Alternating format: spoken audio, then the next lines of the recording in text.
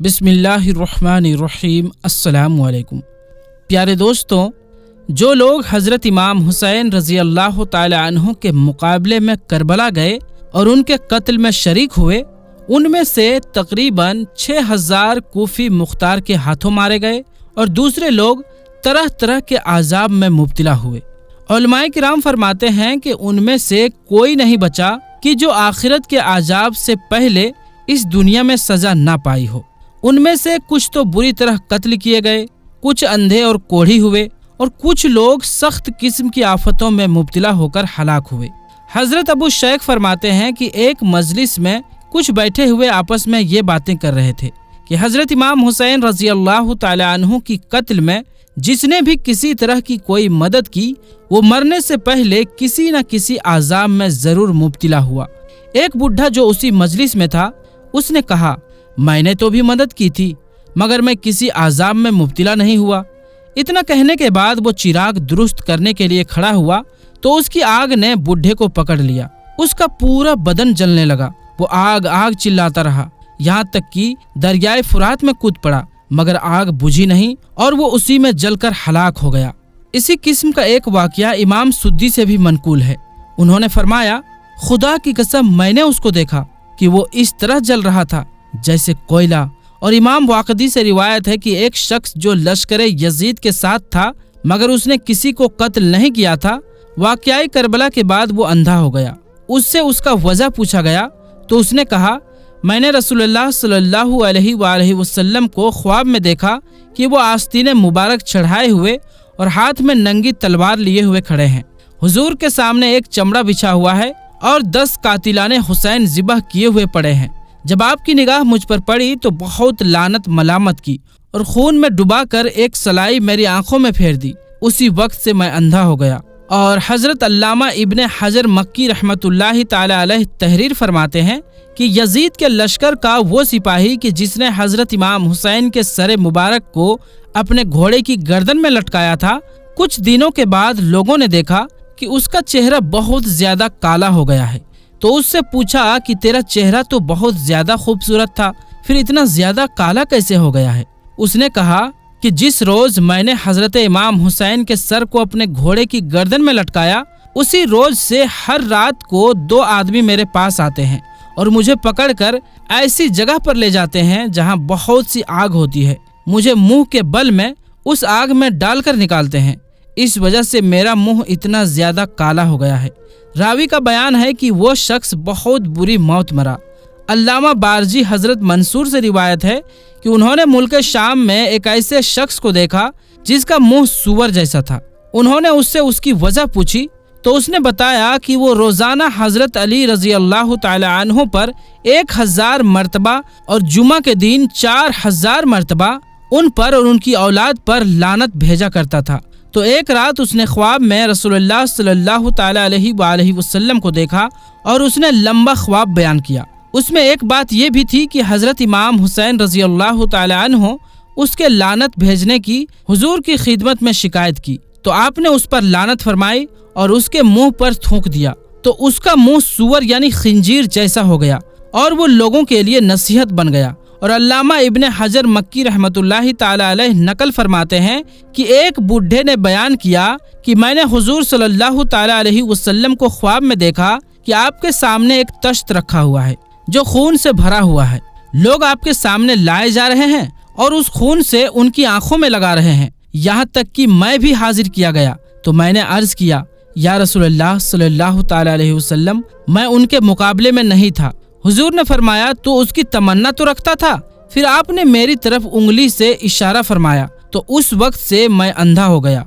और मरवी है कि वो बदबख्त जिसने हजरत अली असगर रजी अल्लाह ताला अन्हु के हलक में तीर मारा था, वो इस मुसीबत में गिरफ्तार हुआ कि उसके पेट की तरफ से ऐसी सख्त गर्मी पैदा हुई कि गोया आग लगी है और पीठ की तरफ ऐसी सर्दी यानी ऐसी ठंडक कि खुदा की पनाह। इस हालत में उसके पेट पर पानी छिड़कते, बर्फ रखते और पंखा झेलते मगर ठंडक पैदा ना होती और पीठ की तरफ आग जला जला कर गर्मी पहुंचाने की कोशिश करते मगर कुछ फायदा ना होता और वो प्यास प्यास चिल्लाता तो उसके लिए सत्तू, पानी और दूध लाया जाता। لیکن 5 گھڑا بھی اس کو پلایا جاتا تو وہ بھی پی لیتا اور پھر بھی پیاس پیاس چلاتا ہی رہتا، یہاں تک کہ اسی طرح پیتے پیتے اس کا پیٹ پھٹ گیا۔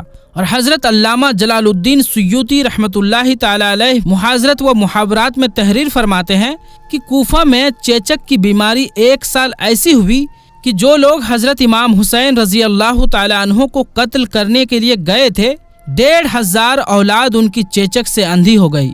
حاکم حضرت ابن عباس رضی اللہ تعالی عنہ سے روایت ہے کہ خدائے تعالی نے رسول اللہ صلی اللہ تعالی علیہ وسلم کے پاس وحی بھیجی ہے کہ میں نے یحییٰ بن زکریا کے بدلے 70,000 کو مارا، اور اے محبوب تمہارے نواسے کے بدلے 70,000 اور 70,000 یعنی 1,40,000 کو ماروں گا۔ چنانچہ بہت سے لوگوں کو مختار کے ہاتھوں مارا اور بے شمار لوگوں کو طرح طرح کی مصیبتوں اور آفتوں میں ہلاک کیا، اور پھر کئی ہزار عباسی سلطنت کے بانی عبداللہ صفاح کے ہاتھوں مارے گئے۔ اس طرح وعدہ الہی پورا ہوا اور کل 1,40,000 مارے گئے۔ پیارے دوستو، اب آپ کو کچھ اعتراض اور اس کا جواب بتاتے ہیں۔ امام علی مقام رضی اللہ تعالی عنہ کے مقابلے میں صرف 22,000 کا لشکر میدان کربلا گیا تھا، تو 1,40,000 کیوں مارے گئے؟ اتنے لوگوں نے کیا گناہ کیا تھا؟ اس اعتراض کا جواب یہ ہے کہ جو لوگ حضرت امام حسین رضی اللہ تعالی عنہ کے قتل میں شامل ہوئے، ان کے مجرم ہونے کے ساتھ وہ لوگ بھی مجرم ہوئے جو قتل حسین پر راضی تھے، لہٰذا قاتلان حسین کے ساتھ وہ مارے گئے، اگرچہ ان کے ساتھ کربلا نہیں گئے تھے۔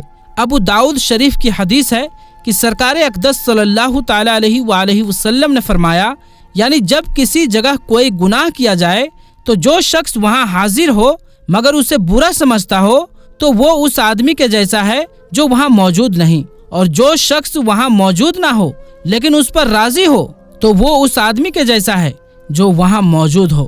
پیارے دوستو، اب آپ کو مجلس محرم کے فائدے بتاتے ہیں کہ محرم منانے کے کیا فائدے ہیں۔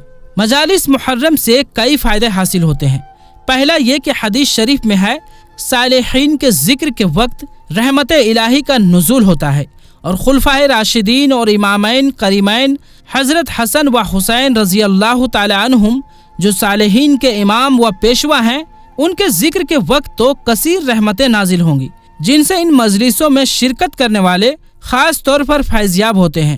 اور دوسرا فائدہ یہ ہے کہ ان کے ذکر کو سن کر اللہ کے محبوب سرکار دو عالم صلی اللہ تعالی علیہ وآلہ وسلم کی محبت اور ان کی اطاعت و فرمانبرداری کا جذبہ پیدا ہوتا ہے۔ اور تیسرا فائدہ یہ ہے کہ حضرت امام حسین رضی اللہ تعالی عنہ کا تذکرہ، دین و مذہب کی حرمت قائم رکھنے کے لیے میدان میں نکلنا اور اعلان کلمت الحق یعنی حق کی آواز بلند کرنا، طرح طرح کی مصیبتوں کو برداشت کرنا اور صبر و تحمل کا دامن نہ چھوڑنا، 3 دن کا بھوکا پیاسا رہنے اور چھوٹے چھوٹے بچوں کو رونے بلکنے کے باوجود حق کی حمایت کرنا اور باطل کے سامنے نہ جھکنا، عزیزوں کی لاشیں خاک و خون میں تڑپتی ہوئی دیکھ کر بھی حرف شکایت زبان پر نہ لانا، ہر حال میں راضی برضائے الہی رہنا اور مقام صدق و صفا میں ثابت قدم رہنا، ان باتوں کو سننے سے دل میں امام علی مقام کی عظمت و محبت پیدا ہوتی ہے، اور دین مذہب کی عزت و حرمت باقی رکھنے کے لیے جان و مال کی قربانی دینے کا جذبہ پیدا ہوتا ہے۔ اور چوتھا فائدہ یہ ہے کہ دنیا کے لیے کوفیوں کا اپنا عاقبت برباد کرنا، اہل بیت رسالت کی توہین کرنا، ان کو ستانا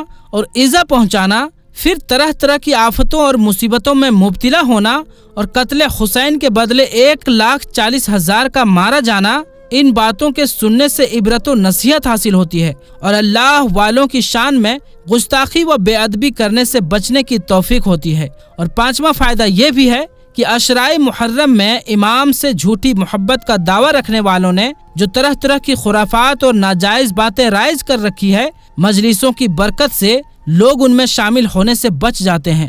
دعا ہے کہ خدائے عز و جل ہمیں اور آپ کو اسی طرح ہر سال مجلس محرم کرنے، بزرگوں کا ذکر جمیل سننے اور سنانے اور ان سے عبرت و نصیحت حاصل کرنے کی توفیق رفیق بخشے، اور اللہ کے محبوب بندوں کو ستانے، ان کی شان میں گستاخی و بے ادبی کرنے سے محفوظ رکھے، اور قیامت کے دن نبیین، صدیقین، شہداء اور صالحین کے دامن کرم کے سائے میں ہم لوگوں کا حشر فرمائے، آمین۔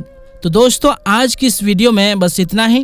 انشاءاللہ ملیں گے اگلی ویڈیو میں، تب تک کے لیے السلام علیکم، اللہ حافظ۔